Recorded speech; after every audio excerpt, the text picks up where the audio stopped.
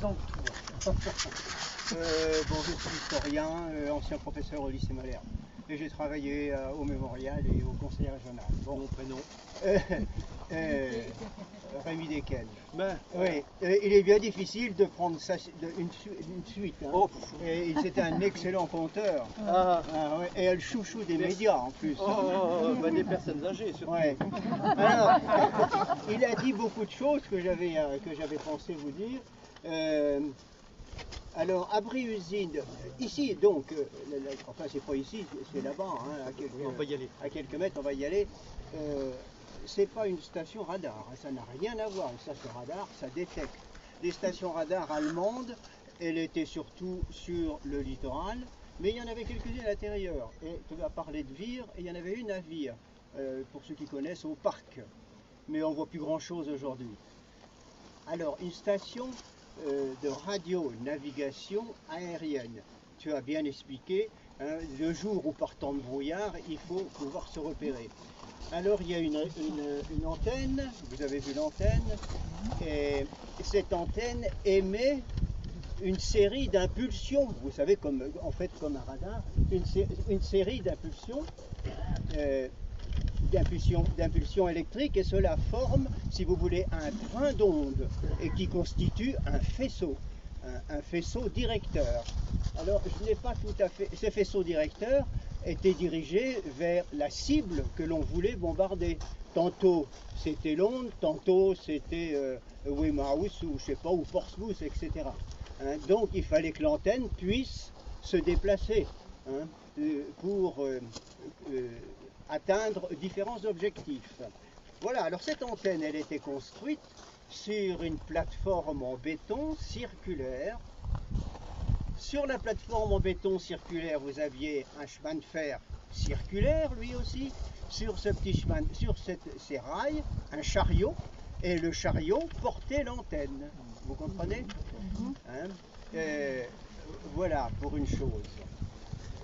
Et alors, à bord, tu l'as bien dit, le navigateur a un casque, et s'il est sur le faisceau, eh bien, il entend un signal continu. S'il dévie, à droite, ce sera ta, ta, ta, à gauche, ti, ti, ti. Et donc, il se remettra sur le faisceau, l'axe principal. Je n'ai pas tout à fait la même interprétation que toi.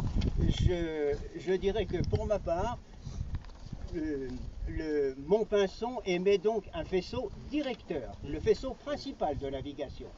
Ensuite, on suit l'avion, le bombardier suit ce faisceau, et arrivé pas loin d'Angleterre, il y a un premier rayon traversier. Le faisceau principal, et à partir de Boulogne, un premier rayon traversier. Et là, il va entendre le navigateur qu'il traverse ce rayon. Ce rayon signifie ouvrez les vannes pour lâcher les bombes. Puis, il continue sa route. Un second, celui-ci situé à Bayeux, même station d'ailleurs, à Bayeux, situé à Calais, excusez-moi, même station qu'ici, et c'est le second rayon traversier qui indiquera on est sur le but. Hop, déclencher le bombardement. Vous voyez? Alors, oui, vas-y. Rémi, est-ce que tu peux nous donner l'importance stratégique de ce site? Est-ce qu'il était par rapport au mur de l'Atlantique, c'est une construction modeste Non, je dirais qu'à partir le mur de l'Atlantique, il est sur le littoral. Hein. C'est plutôt les constructions de la Luftwaffe, voilà, hein, qui est l'armée de l'air aérienne de l'époque, l'armée de l'air du Reich.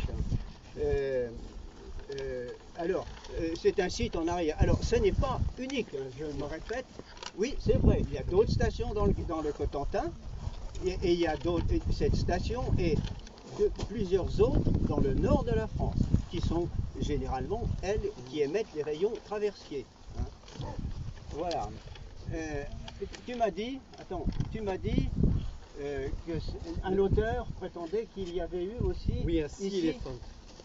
Alors, ça n'a rien à voir. Oui, c'est-à-dire que ça n'a rien à voir avec la radio-navigation. Hein. Tout à l'heure, on a vu une voiture, je ne sais pas si vous avez remarqué, la voiture blanche, hein, c'était radio. radiocommunication, c'était écrit dessus. Hein, vous voyez, radionavigation aérienne, radiocommunication, en fait, c'est les ondes. Évidemment, on a du mal à concevoir la notion d'onde. Hein, de l'énergie qui se déplace dans l'espace sans support. On comprend bien pour le téléphone, il y a un fil, vous voyez, mais là, France Inter, ben, c'est de l'énergie qui se déplace dans l'espace et que vous captez. Pardon, je voulais me demander. Non, c'est bien, c'est bien. Ce qu'on peut faire, c'est aller en direction de la usine, et tu peux nous parler peut-être de la structure ou de son fonctionnement, si tu veux, Rémi. Oui, on peut faire comme ça. Bon, d'accord.